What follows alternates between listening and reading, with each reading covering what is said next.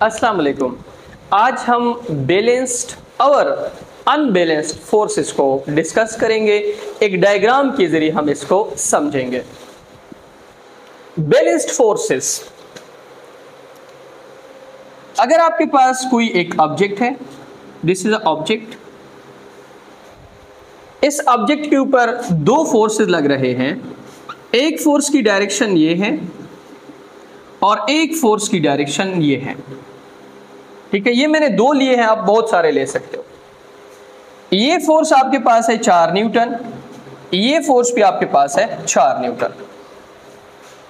दो या दो से ज्यादा ऐसे फोर्सेस जिनका मैग्नीट्यूड आपस में बराबर हो और उनकी डायरेक्शन आपस में क्या हो, अपोजिट हो, और बॉडी की यहां पे एक्सेलरेशन किस चीज के बराबर हो, 0, और उनकी चेंज इन वेलोसिटी किस चीज के बराबर हो, 0, और उनकी फोर्स की जो डायरेक्शन या डायरेक्शन ऑफ ए बॉडी की जो डायरेक्शन है वो चेंज ना हो,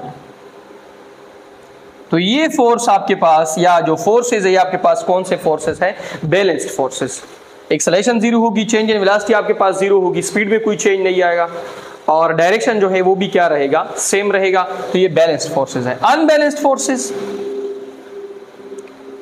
अगर इस साइड पे फोर्सेस लग रहे हैं 5 न्यूटन और इस साइड पे आपके पास फोर्स जो लग रही है, एक 5 न्यूटन है, दूसरी भी 5 न्यूटन है, यहां पे 10 न्यूटन है, तो ये आपके पास अनबैलेंस्ड फोर्स है जिनका मैग्नीट्यूड इक्वल नहीं है, डायरेक्शन आपके पास अपोजिट है।